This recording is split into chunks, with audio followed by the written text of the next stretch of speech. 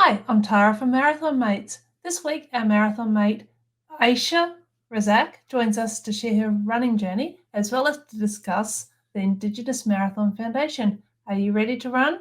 Let's go. Welcome to the thrilling world of the Flying RuNR, brought to you by the Marathon Mates.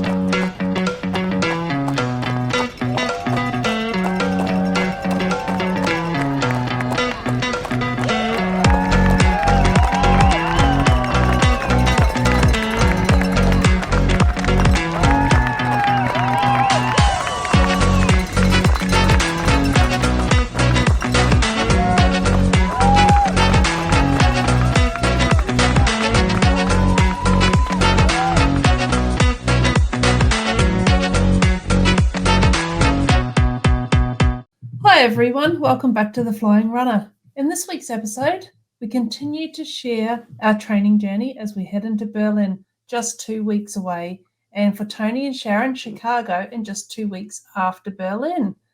As always, we will discuss the marathon news that's happened from last week and around the world. And this week, our very special guest is Ayesha Razzaq. Ayesha has run a number of marathon events around the world and is also a board member of the Indigenous Marathon Foundation. Ayesha was the one who provided us with the opportunity to have a chat to Robert de Castella back in episode 5. Thanks for joining us, Ayesha. It's a real pleasure having you here. How are you going? And most importantly, are you starting to get excited for Berlin? Thank you, Tara, Tim, and Tony for having me on the show. This is my first ever podcast, so please be kind. Yes, I'm getting super excited. I've got 7 more days of work, and I'm at that point where I'm just, second guessing myself as to have I done enough training or not.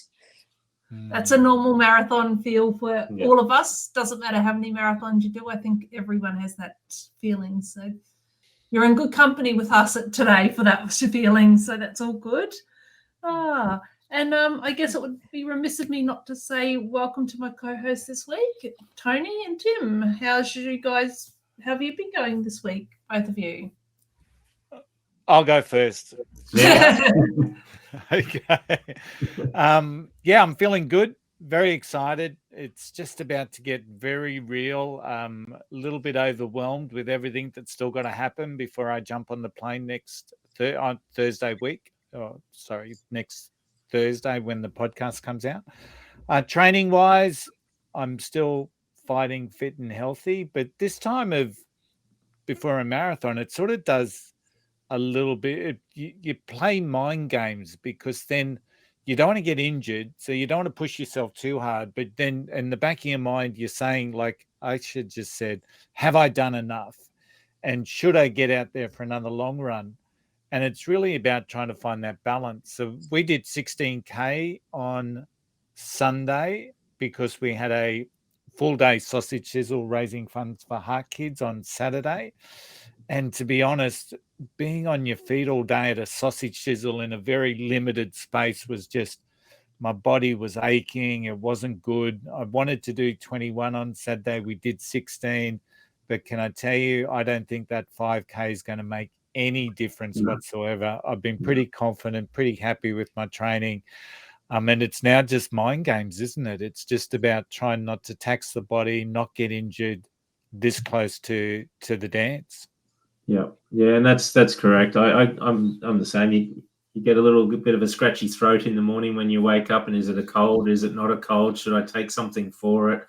I can feel tightness in my hamstring a little bit. Is it going to tear or snap on me in the next couple of days before I fly out? All those little niggles all come to the forefront of your mind, and the reality is they're just normal parts of life and the joy of getting old. But we have the same feelings. For us, though, training this week, it's been a relatively stable week for us. We've got most of our sessions done the way we wanted to get them done. We did our long run on Saturday, and we incorporated parkrun into our long run. So we set off and did 15 kilometres to start with. No, 14 kilometres to start with. Then we did parkrun, Sandgate Parkrun, which was fantastic. And as normal, we ran into some friends out there as well at Sandgate. And then we came back for a 1 kilometre cool down walk at the end of it to get our 20Ks up for the long run. didn't do anything on Sunday. Sunday was a rest day. It was also our son's 18th birthday, so it was a nice time to have a bit of family time before we go away. But yeah, I think we're both feeling pretty good at the moment. The bodies are feeling good. We're off to see Wayno this week, Wayne Cooley, that we had on the earlier episodes. So we'll get our final massages in at the end of this week before we get on that plane on Wednesday next week. So we fly out a day before you. But we're highly looking forward to it. Again, like Ayesha, we've got 7 work days left. Not that we're counting, but bring it on. I think you're on the same part as us, aren't you, Ayesha? Yeah, that's right. Yeah, excellent. Oh, party bus on Doha and then Berlin. So Qatar Airlines, yes, Yeah. Qatar, not Qantas. Yeah. Excellent. So Tony, what else has been happening? Your Well, I've got a little bit of admin to share before we get into marathon news and our special guest, of course. We've got one more show that we'll be recording before we will not be in the country. All right. So, and we had a meeting over the last couple of weeks. What are we going to do? We don't want to lose the momentum behind the podcast. We've been pretty good at getting one out every week. We're now at episode 11. Yep. So in double digits. But during Berlin and Chicago and the timeframes, the reality is that we won't have a podcast coming out on our podcast platforms or on YouTube. However, we are going to commit to doing some Facebook Live video from our Facebook page. So for everyone who's listening or watching or getting used to catching up with us once a week on the Flying RuNR podcast, please join us on Facebook.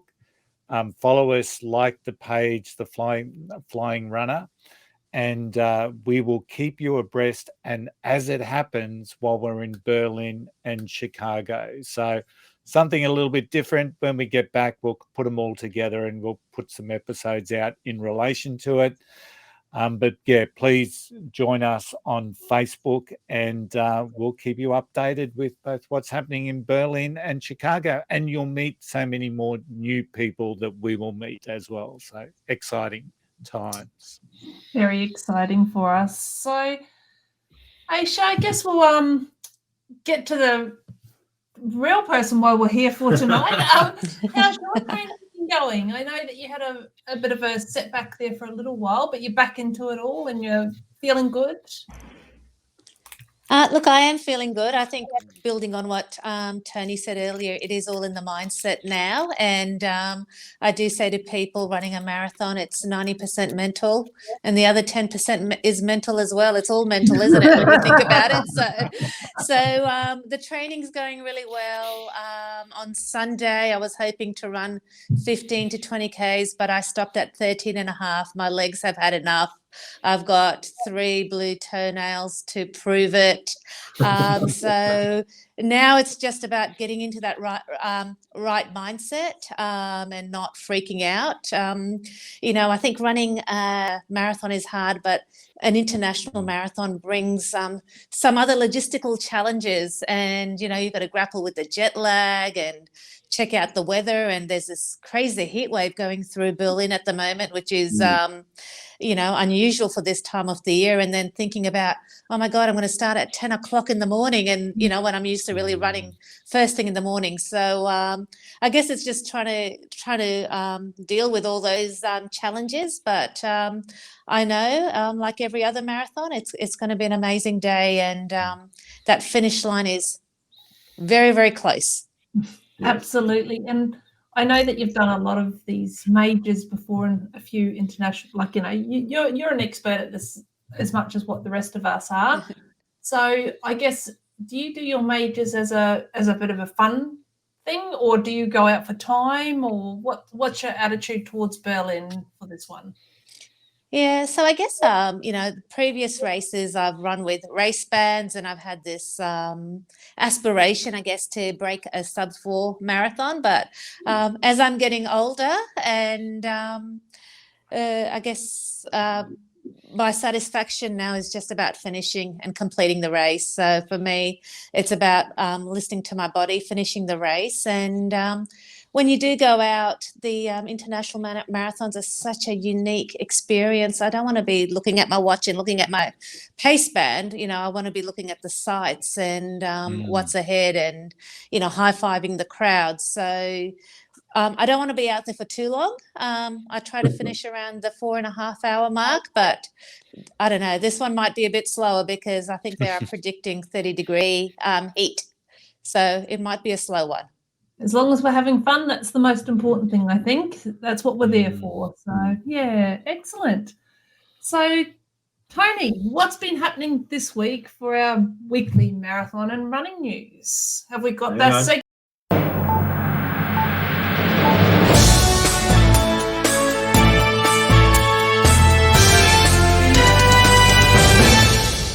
Sorry, I had to do that because, as you know, Tim called for that, right? Love it. Well, Sydney's happening this Sunday, and hasn't that time flown? It seems like just yesterday we were like so long ago we were talking about Sydney being a candidate for the Abbotts, and it's happening this Sunday, and you can just see the excitement. They've gone through and introduced some of their paces on social media. And we know so many people that are part of the marathon mates that we know are running Sydney. So good luck to everyone who's doing the event. We can't wait to see updates and score, times and everything. The drama, I think, is that it's not just Berlin that they're tipping a 30-degree day. They're actually tipping a 30-degree day for Sydney this Sunday. So a little bit different, but it's a 7:00 start. So some of the people we know are pretty quick and nimble, and they'll be in the pub by 10:30, I'd imagine, after the race. But yeah, it's going to be a great event. I can't wait to see it. There is some live streaming happening via their YouTube page, I believe. So it'll be a good one to follow if indeed you have time. So good luck to everyone running Sydney this week. Now, they're saying, just on that weather, they're saying that they're talking about putting extra drink stations on the course if the temperature looks like it's going to hit the 30-degree mark. So extra hydration stations is a good thing, but I haven't heard of a marathon doing that before. So not at such short notice. So it'll be interesting to see how they cope with it, especially if it is a hot one. What's getting the volunteers to do that as well? Yeah, absolutely. And it's a little bit tricky with hydration too, because sometimes people might have a tendency to overhydrate while they're with the temperatures, and it's just something to be mindful of, because, and we've spoken about hydration in previous episodes, of course, and I mean, you can underhydrate and you can overhydrate, and then you've got to try and find your sweet spot. So just be mindful, and if you've been training with a drink every 3K or half an hour or every hour or a sip of water, don't necessarily change it for the marathon. Just try and keep to your routines and just see how you're going. So a place that we haven't been is Mexico. And the Mexico Marathon was recently run on August 27. The event's a World Marathon Gold Label event, which is like the level below the majors, isn't it? You've got to be gold to go up. Gold Coast. Gold Coast is the same label. So it's one step down sort of from the majors. So pretty serious event. Yeah. So 30,000 runners, which was pretty cool. 11,000 were disqualified. I saw that for cheating, of all things. And they cheated by taking public transport and cars to shorten the course distance. Why sign up for a marathon if you're going to find a way to rort the system and catch a lift? So and Tim's made an assumption here. Tim's our news writer, by the way. So some are most likely chasing Boston qualifying times. So that's interesting. Slip south of the border, no one's going to notice. Just go and run a 21K, 42K marathon, and just catch the bus or the train and then get your BQ and off to Boston. Absolutely. Not the first time this event has had to disqualify a lot of runners. However, 2017, there were 6,000 runners disqualified, followed by 2018 with 2,090 runners. So Mexico, it could only happen in Mexico. Maybe, I don't know. So if you're going to cheat, don't do Mexico, because they obviously really scrutinize their results, is what this comes down to. Yeah. The other bit of news over the weekend was here in Brisbane. They had the River Run on. It's a really good event. It's done in and around the Brisbane River there. They have multiple different events. I think they even do a 100K race as well. And you get marathons. You can do marathons at 2 different times from memory, one at night time and one during the daytime as well. So they set them off, one close to midnight or just after, and one at 6 a.m. And there's half marathoners and things like that. And 10Ks. Yeah, by all reports, it went down really well, the race this year. It's a good event. We've done it once before, a number of years ago. We really enjoyed it. And a big shout out, I guess, to my sister who did the half marathon there. So that's, I think, half marathon this year. And she's enjoying the distance and getting, into the spirit of things with her running. So she's really enjoying it as well. So it's good. Alrighty, so I guess we're on to the reason why we're actually here. It's our very great pleasure to introduce our very special guest, Ayesha Razzaq. sorry, Ayesha. To our podcast. So Tim and I first met Ayesha in the London Marathon last year at Travelling Fit Tour, and Tony was there as well. So we've all known Ayesha since then, and she's a bit like us, where she likes to have a bit of a party afterwards as much as the race. So that's always a good thing. That's what we're all looking for. So when we joined up, I guess when we first met you, we were on a tour of with you and your friend Purdy, and we went off to the Tower of London together, and after the marathon did a few bits and pieces. Ayesha's based here in Brisbane, so when she's not running or working, she's involved in the Indigenous Marathon Foundation, has been a board member of the IMF since 2019. Is that right? Yep, that's about it. Yeah, excellent. So you were also present in London with all of us, of course, when Charlie Marr became the first IMP graduate to achieve the 6 stars, which was fantastic. And as we said earlier, Ayesha is currently preparing for the Berlin Marathon to run it with us, and is going to spend we are all going to spend some great time exploring a new city. So that's great. Welcome. So Yeah, Tim, thank you for having me. no worries. So Tim's going to start you off with some questions, and we'll sort of go back and forth. How does that sound? Perfect. Cool. Hey, welcome, Ayesha, and it's good to see you again. When did we asked this of all of the guests? These are some standard questions up front, but the first one we like to know is, when did you get into running, and why did you get into running? So can I say I was one of those people who used to think people who loved running were crazy, and now I'm one of those crazy people, and I'm even doing a podcast on running. So it's the next level. But I think, it wasn't, running wasn't planned for me. I never considered myself to be a runner or have the running body to do that. But back in 2010, I was working for an organisation in Canberra who were the major sponsors for the annual Women and Girls Fun Run, which was a 5K race. And as part of the major sponsorship, I was invited to present the medals at the end of the race. So at that point, I was like, oh, it's a Women and Girls Fun Run. The chief minister back then was a female, a mother with kids. She was going to fire the gun, then join the back of the race and run it. And I thought, oh, my God, I'm going to have to do this as well. I was quite new in this new role. So,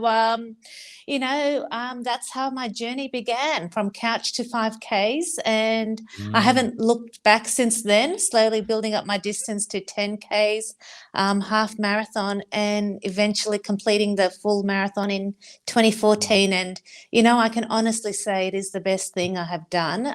Running has transformed my life over the last 13 years and continues to every day. And, I think I'm more resilient as a result of lacing up and getting out there almost every morning, regardless of how I'm feeling or the weather. It's a great thing that I have done for myself. Yeah. Absolutely. Not only yourself, but your family as well. It's a good inspiration for them to show them that through tough times you can keep going. That's right, and and I do think about running. It's not actually the marathon or the race. It's all the preparation that goes in, and I think we, as a runner, we all know some of the challenges and the adversity that we've got to work through, and I think it just really prepares you in terms of strength and resilience in work and at home and in your sporting life as well. Absolutely. Now, Ayesha, we know you're training for Berlin. You shared some of the plans, your plans for the race earlier. Now, after we ran London, there was, and this a little bit off the cuff, because I never saw a bad photo of you from the London Marathon. Every photo I saw, there was this big beaming smile, a confident lady striding along. So my question to you is, have you worked out where the photographers are for Berlin at this stage? Do you know, it's all about having fun on the course. I don't actually run with my phone, though I have been practicing. And so I do have to sort of look out for the cameras. The other thing is my family's all overseas, and sometimes they live stream it. And I do make a bit of a public announcement when I do my runs. And I never know who's watching me. And I figure if my family can get a glimpse, because they think I'm absolutely mad for running and that, something horrible might happen to me, I do always try to look at the cameras in case people are following me and they can see me smiling and know that I'm okay. So there is a purpose to that. Absolutely. And it helps the run, to be honest, when you've, one of the little tips it's has always been in the back of my mind, when you're smiling, it makes the run so much, I don't know, easier, more effective, because you've just putting a smile on your face. So I think you've confirmed that. Believe it or not, there actually is scientific But having evidence. said that, sorry, I was just going to say there is actually scientific evidence that shows that smiling actually is better for you when you're running. You do run faster when you smile. That's why Kipchoge's always got a good smile on his face. Yes. Sorry, Ayesha. No, I was gonna say, and having run London and we were all there, I think there was every opportunity to smile. It was like the most joyous race that I've participated in. So everywhere I looked, you just had to smile. Yeah. So I guess you've done some majors now. What ones have you done, and which ones are you still to achieve to get your 6 stars? So I did New York in 2014, which was my first one at the age of 40. And at that time, I was only ever going to run the one marathon. But, as I crossed the finish line, I got the bug and I thought to myself, I feel so fit and fabulous at 40. I had just turned 40. And I thought, I want to have this same feeling when I turn 50. So I made a pact at the finish line that I wanted to complete all 6 world majors by the time I turned 50. So I started my journey, did New York 2014, Tokyo in 2017, Boston in 2019, and then COVID hit. And I was like, oh my God, I'm not gonna make it. And then thankfully it all reopened. I did London last year. I'll do Berlin this year, 2023, and next year in October I'll turn 50 and I'll complete it with Chicago. So I will actually finally be able to fit it into the into the roster. So I'm absolutely delighted that I'm still able to get to my goal. And I haven't looked at the world major rankings, but I don't think there's many female Pakistani Australians who've actually claimed the world's 6 major marathon medals. So it's a bit of a personal goal for me as well. You might be the first one. And we'll be in Chicago, fingers crossed, next year for our 5th star, and getting our 6th star hopefully in New York a couple of weeks later for my 50th in November. Similar sort of plans, which is great. So out of those majors or any of the other running events you've done, it doesn't have to be the majors, what's been your favorite event so far? You know, it's like you're asking me to pick my favorite child or something. It's really hard because I think we pick our favorite child all the time. All the international marathons are pretty amazing, and you know, they're a once in a lifetime experience. And New York being the first one was amazing. Tokyo I PB'd in, and there's not as much jet lag. There's only a 3-hour time difference, so that was nice. Boston was quite memorable for me because I did support Emma Cameron, who was an Indigenous Marathon graduate who was meant to run New York but got injured. And what we do as part of the foundation is that if you miss out on New York, Rob tries to get the grads to a different marathon. So she was picked to go to Boston. But sadly, at the 40K mark, she was stopped because of the 2013 Boston bombings. So she had some unfinished business, and Rob sort of came up to me in 2019 and said, hey, you know, we've got Emma Cameron. She's from this remote community in Jabiru. She really wants to run the Boston marathon again because she's got this unfinished business. You know, will you be able to support her? So, you know, running with Emma in Boston was pretty memorable, and you know, she really just inspired me so much to just overcome what she had been through. And we did joke with her and say, you know, you've got probably the longest finishing time out of all of us in 6 years and whatever hours and minutes, but that was pretty special race. And you know, as I said, London last year was also a really fun race because it was just full of charity and fundraising people who are just running for fun, and that really aligns with my values and what I do with IMF, being a sort of a bit of a charity runner for them as well. So I think, you know, as you say, it's hard to pick. And if I was to say in Australia, the Great Ocean Road Half Marathon, which is over 21 Ks, I think it's around 22, 23 Ks, is pretty spectacular as well. Yeah, the Ultra Half. That's it. Yeah. How do you motivate yourself, Ayesha, when things get tough? So whether it's in training or in a race. So what are some of the little tips and tricks that help keep you on track, even though you might be hurting or you're just not there mentally? No. Yeah, I think in terms of training, you know the saying they say it takes a village to raise a family.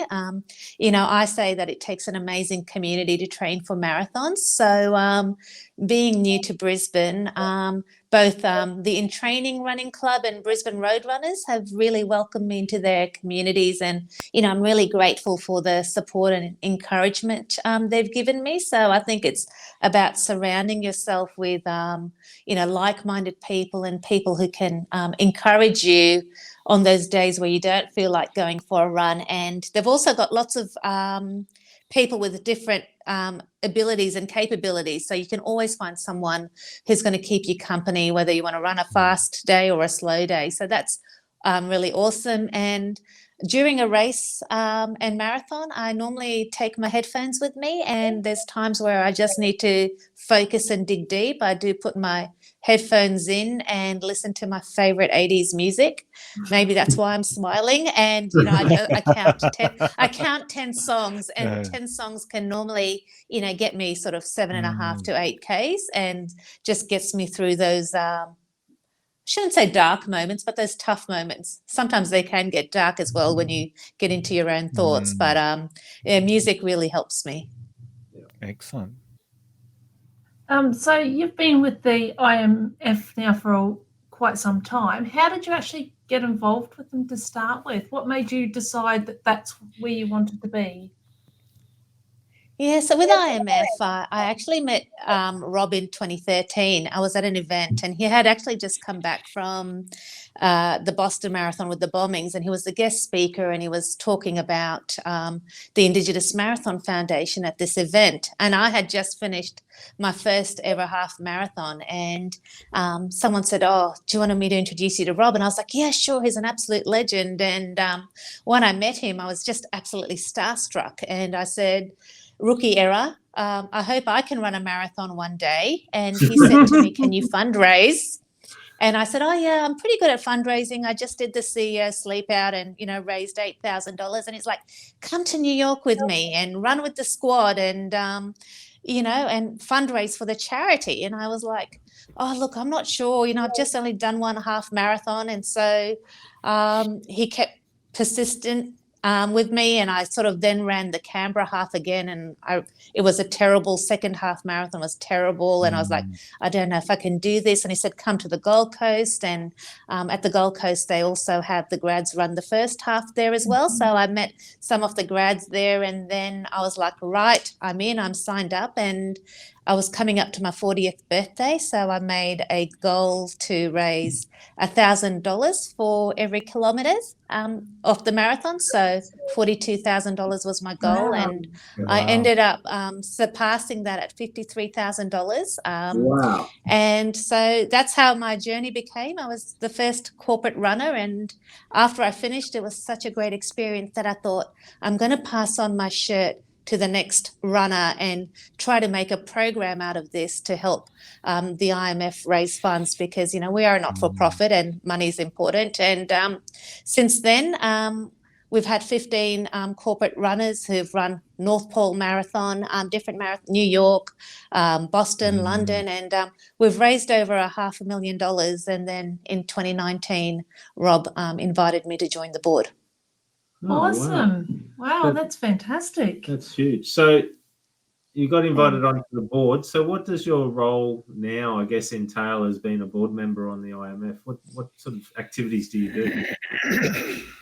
Yeah, so as a board, our vision is to what we're striving for is, I guess, a reconciled, unified and healthy Australia through the simple yet powerful act of running and walking. So the things that we focus on are, how can we go about creating a healthier and more physically active First Nations community? How can we provide leadership, education and employment to First Nations Australians where they would otherwise not exist? How do we identify, support and promote the next generation of First Nation leaders? How do we provide positive and uplifting stories regarding First Nations people and communities as well? So IMF is all about celebrating Indigenous resilience and achievement, promoting the good.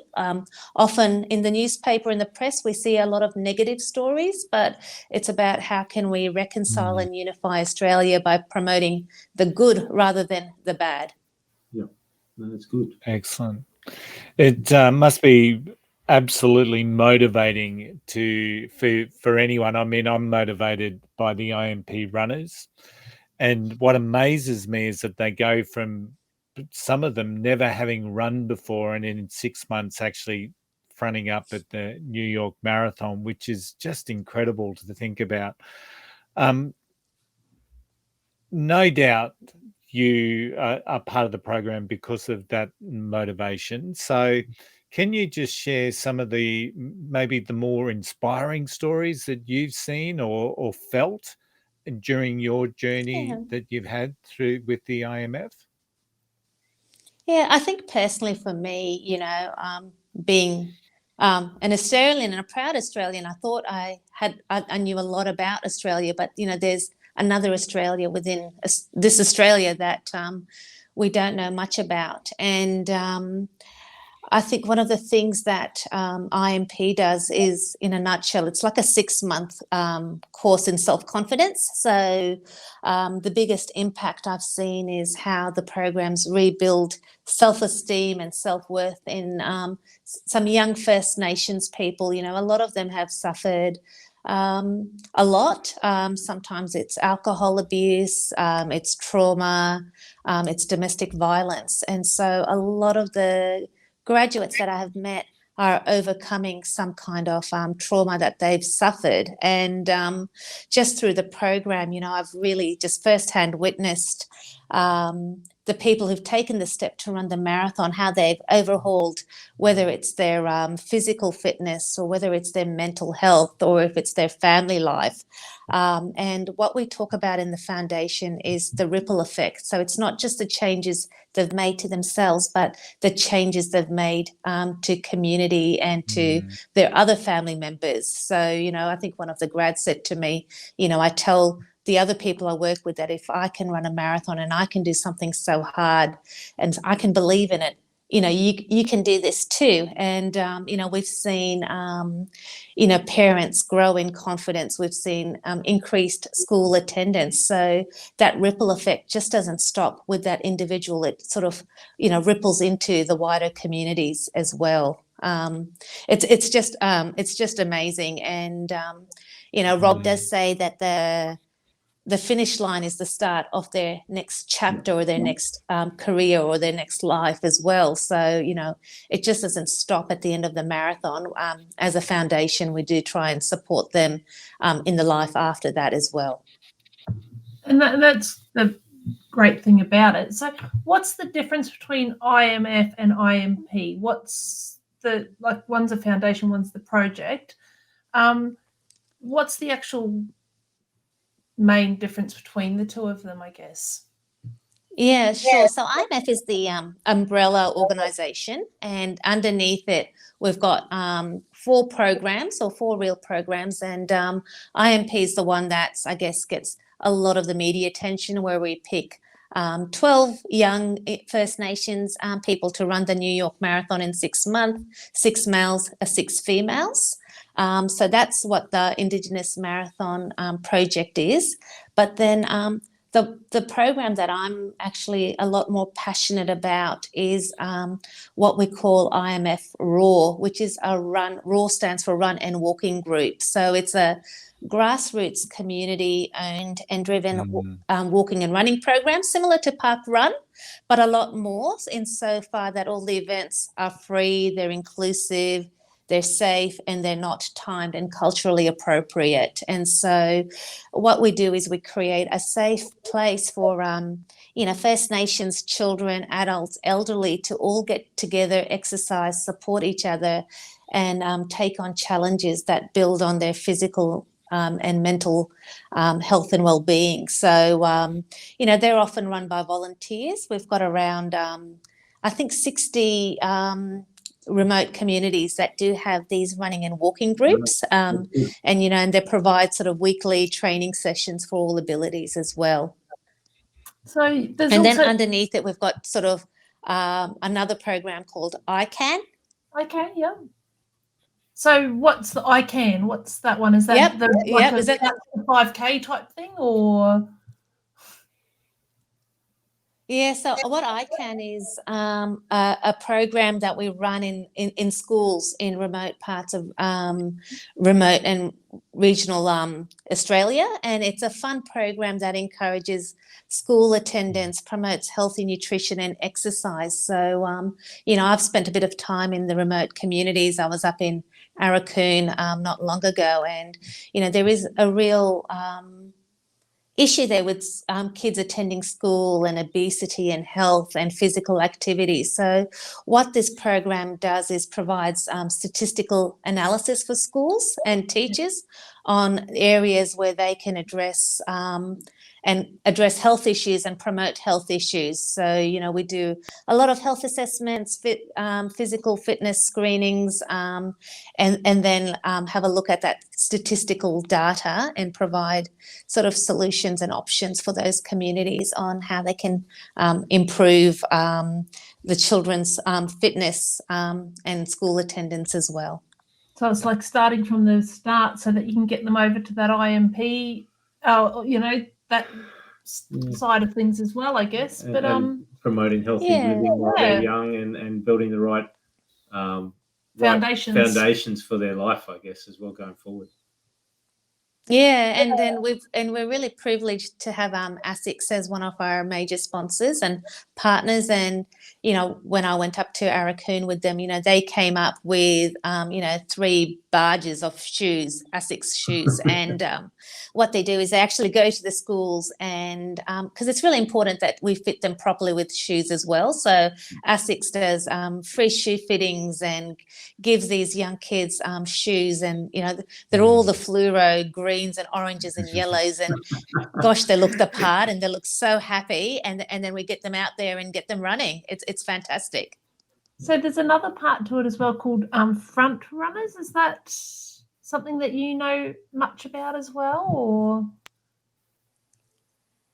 Yeah, so Front Runners is the sort of the final leg, which is a program that we designed for the grads. So we do put them through this intense program of 6 months where they go from zero running to then running the New York Marathon, and then when they come back to their communities, it's about how do we help them for the next chapter of their lives and help them become the change leaders that we want them to be. And so what we did with Qantas, who gave us a very generous grant, is continue to support the graduates with mentoring, scholarships and opportunities. So, we've done many things like help some of our grads start their own running programs, pursue further study, so help them buy textbooks and computers. Some have started their own business, and just whatever we can do to support them post the marathon, because we don't want them to lose the experience and the confidence that they've built, and give them a real chance to then go and deliver that positive change that we want in the communities. Keep that drive going and making it move. That's awesome. It's awesome to hear that once they come off the program, that there's something for them to take that forward into their communities and to do something with the skills they've learned whilst they've been on the IMP. So I find that really inspirational, and I know that Rob is the main driver behind a lot of this. I know he's sort of been there from the beginning. You've mentioned that you've worked closely with Rob now on this board for a while. What sort of inspiration do you get from Rob? Rob de Castella, that is, for those listeners. Yeah. Look, I, like many of us, admire Rob for everything he has achieved on and off the field. He's a truly inspirational man, and I do always say to people, there's a reason why he's, was the Australian of the Year as well, for all the contributions he's made to sport and the work that he's doing now. So I think one of the inspirations I get from Rob is, he keeps reinforcing to me that, and to others, that nothing ever great happens in the comfort zone. And it is so true. It's not until we extend ourselves and do something challenging, like running a marathon, that we realize how wonderful and amazing we are as individuals and what we can really achieve. So that inspiration of, life's not always easy. You've got to push through the hard times, step outside that comfort zone. And you will realize that you're a lot more stronger and resilient than you think you are. So I'm absolutely grateful for the opportunity he's given me, and the gift of running that he's given me and many other people in this country. It's not everyone has a coach almost in the background that can help them through all their training. It must be awesome having somebody like Rob in your back pocket there. So it'd be fantastic to just pick his brain every once in a while with some of the things you might encounter along your journey, and get that advice as well. Yeah, no, he's an absolutely awesome. I do know that when we are going to be in Berlin, we'll have 2 grads with us, Joyra and Haley. So I'll be giving them the pep talk that Rob gives me at the start of every marathon, which is, Ayesha, none of that walking stuff. It's a marathon, not a walkathon. So make sure there's no walking. And it doesn't start till 30 Ks. That's it. He says no huffing and puffing for the first 30 Ks. Always, I always call it being chat fit. Make sure you can hold a conversation, and then that's when the real race begins. I follow Hayley on Strava, and I can tell you this much: she's going to be well and truly in front of me. That's for sure. She's doing an amazing job. So yeah. Yeah, no, she's I think she ran her first marathon, and then she ran Gold Coast and shaved like an hour off her PB. And she's an absolute gun, and hopefully she has a good race for Berlin as well. No doubt. Yeah. So before I do, so back in episode 5 when we did have Rob, we did promote the imf.org.au. So if you do want to help out with the Indigenous Marathon Foundation, you can do so by going to the website imf.org.au, and you'll be able, there's a plethora of ways that you can support the organisation. So please get down there and check it out. Now, before you go, I share it's we've started this thing called the Fast 5. So none of us are fast runners. Oh, sorry, the Fast 6. So correct myself. None of us are fast runners, but this has to be quick, right? So we ask 5 very, very quick questions, and they're very, very simple, quick answers. So are you ready to go? I feel like I need to hold a buzzer down or something, but yes, I'm ready. All right. So podcasts or music? Music. Best running advice ever given to you? Oh gosh, that's a hard one. Always wear proper shoes. Get your shoes fitted. What advice would you give to someone starting out? I just think persevere it. Running is hard, but if you can just get past that first 5 to 7 minutes where you're huffing and puffing, you do eventually get into a rhythm. It's like starting a cold car. You know, you've got to warm yourself up, and then you'll get into the groove. So keep at it. Uphill or downhill? Downhill. I'm allergic to hills. Uphill. So is Tara. Gels Yeah, or Boston block? didn't go that well for me. Yeah. Gels. Gels. And favourite shoes to run in? Brooks. Always been a Brooks girl, and my current shoes are a Brooks Ghost. I was in Adrenalines, but moved to a neutral shoe. Yeah. Okay. Excellent. That's good. Thank you so much. Oh, well, thanks for joining us tonight. We really appreciate it. I'm sure many of our listeners have enjoyed hearing from you, and they're feeling very inspired by your journey as well. As we said last week, we've made a change to our format to move away from Tim's terrible dad jokes, and we're now going over to do Tim's hopefully terrific tips. Terrific tips. So, go ahead. Okay, so this week's tip is pretty much aligned with what we were talking about before about weather and other things. So the tip this week is worry about the things you can control and forget about the things you can't control. So don't let the small things ruin your race because you start worrying about the small things. So by this, I mean, you can't control the weather on the day. If it's going to be windy, if it's going to be rainy, if it's going to be 30 degrees, you can't control any of that. So don't lose focus on that. Don't stress over those sort of things. Focus on the things you can control. If it's going to be wet, if it's going to be cold, wear the right gear for the day. If it's going to be hot and humid, make sure you take the right hydration before the race and make sure you're hydrated beforehand. And a bit like what you said, Tony, earlier on, make sure you keep up with what you've trained and just monitor it as you go. Unfortunately, races can be ruined by just worrying about those small little things. It could be even, I was running with somebody at Sunshine Coast and they were saying they were getting blisters on their feet. Well, you can't do much about that when you're racing. I know it hurts, but you've just got to block it out and worry about the things you can control. And at that point, it's about focusing on your form while you've got a blister on your foot. It's about making sure you can get to the next drink station. It's about moving forward and taking those steps to get towards the finish line rather than, letting something like that ruin the race and push you further behind where you want to be. So it is easy to say. It's not easy to do. And in those circumstances out on race or in training, it becomes hard. I do say it a lot to Tara that if you're going to race in it, you need to train in it. So, if you're going to race on wet, windy days, you've got to train on wet, windy days. So, it helps you overcome some of those things a little bit on race days.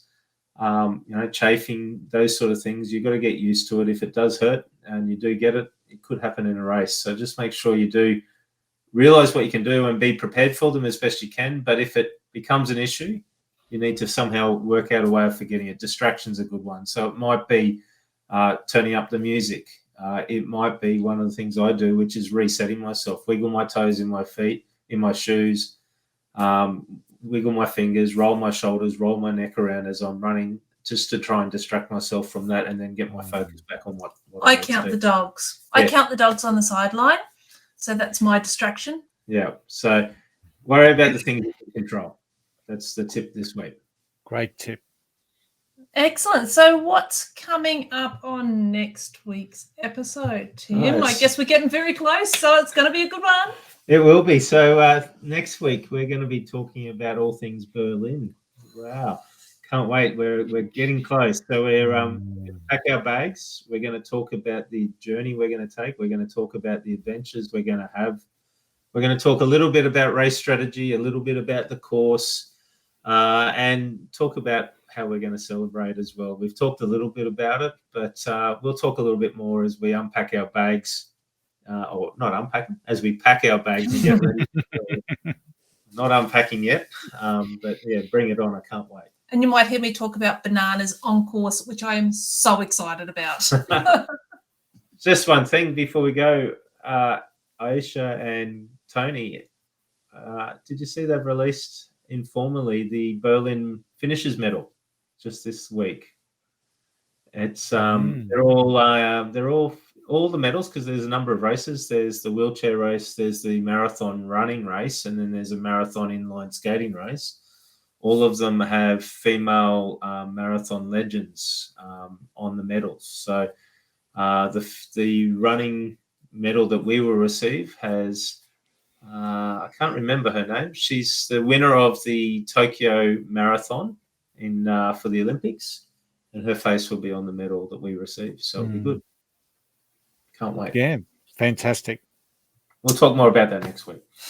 Thanks, Tim. Can't wait to get on that plane and start this journey. So this winds up our 11th episode of the Flying Runner, and I have to say a big thank you to Ayesha again. But we hope that you have enjoyed this podcast.